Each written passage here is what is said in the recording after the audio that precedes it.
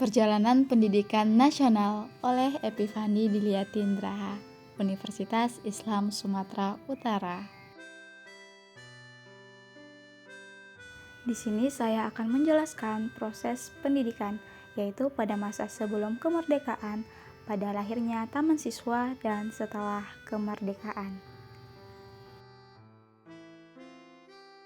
Namun sebelumnya kita akan membahas Bapak Pendidikan, yaitu Ki Hajar Dewantara. Ki Hajar Dewantara lahir di Yogyakarta pada tanggal 2 Mei 1889 dengan nama Raden Mas Soewardi Suryadiningrat.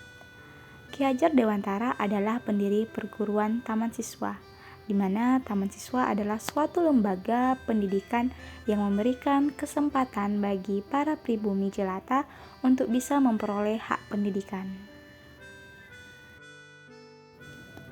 Pendidikan sebelum kemerdekaan.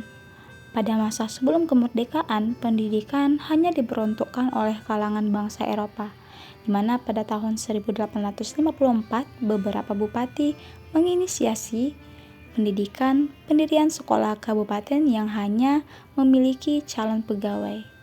Setelah itu, pada tahun 1854 di Indonesia terdapat sekolah Bumi Putra, di mana sekolah Bumi Putra ini hanya memiliki 3 kelas dan hanya mengajarkan menulis serta berhitung.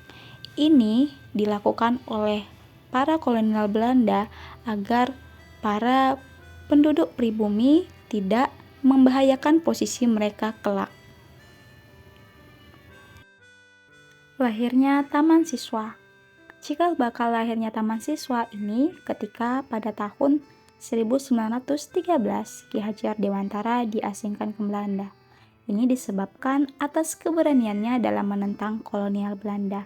Nah, dari sinilah muncul cita-cita untuk memerdekakan pendidikan di Indonesia, di mana pada tahun 1922 lahirlah Taman Siswa sebagai bentuk kemerdekaan dan kebebasan kebudayaan bangsa Indonesia yang dicetuskan oleh Ki Hajar Dewantara.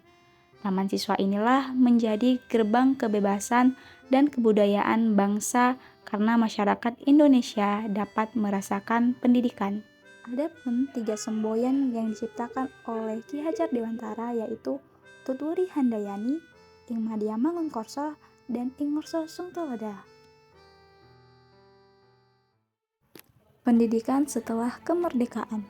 Setelah kemerdekaan, diangkatnya Ki Hajar Dewantara sebagai Menteri Pendidikan pertama di Indonesia. Nah, dari sini sistem pendidikan menjadi lebih sesuai dengan kebutuhan dan kepentingan nasional, di mana perkembangan sistem pendidikan tinggi dengan berbagai perguruan tinggi yang dibuka, yaitu baik negeri dan swasta, serta membuka berbagai pendidikan untuk anak usia dini dan sekolah dasar. Adapun pemikiran Ki Hajar Dewantara yaitu pendidikan adalah memberi tuntunan terhadap segala kekuatan kodrat yang dimiliki anak, agar mereka mampu mencapai keselamatan dan kebahagiaan yang setinggi-tingginya, baik sebagai seorang manusia maupun sebagai anggota masyarakat. Hendaknya sebagai pendidik atau guru untuk tetap terbuka atau melakukan berbagai pembaharuan, tetapi tetap harus waspada terhadap perubahan yang terjadi. Kita boleh meniru atau mengadopsi sesuatu yang datang dari luar, tetapi kita harus mempertimbangkan bahwa Indonesia juga memiliki potensi-potensi kultural yang dapat dijadikan sebagai sumber belajar. Adapun pendidikan masa kini, di mana dalam konteks pendidikan Indonesia saat ini terdapat berbagai konsep merdeka belajar, di mana Merdeka Belajar ini sebagai implementasi dari pemikiran Ki Hajar Dewantara. Merdeka Belajar adalah belajar yang diatur sendiri oleh pelajar. Pelajar yang menentukan tujuan, cara, dan penilaian belajarnya. Dari sudut pandang pengajar atau guru, Merdeka Belajar berarti belajar yang melibatkan murid dalam menentukan bagaimana tujuan, memberikan pilihan cara, dan melakukan refleksi terhadap proses dan hasil belajarnya.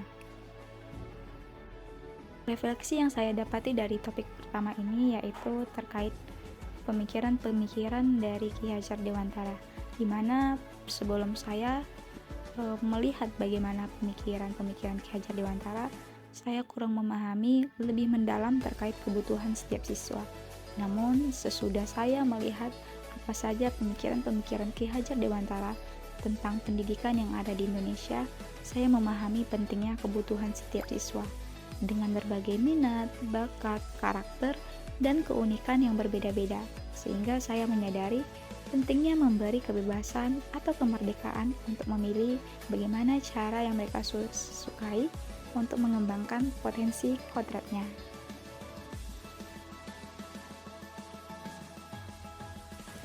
Penerapan pemikiran Ki Hajar Dewantara yaitu terkait bagaimana kita harus mengenali setiap kemampuan, bakat, dan minat murid atau kebutuhan siswa.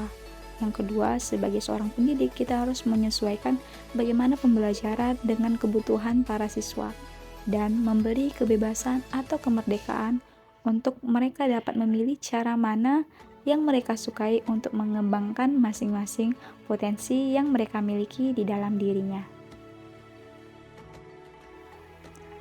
Satu kalimat terakhir yaitu, anak-anak tumbuh berdasarkan kekuatan kodratinya yang unik. Tak mungkin pendidik mengubah padi menjadi jagung, atau sebaliknya. Sekian dan terima kasih. Wassalamualaikum warahmatullahi wabarakatuh.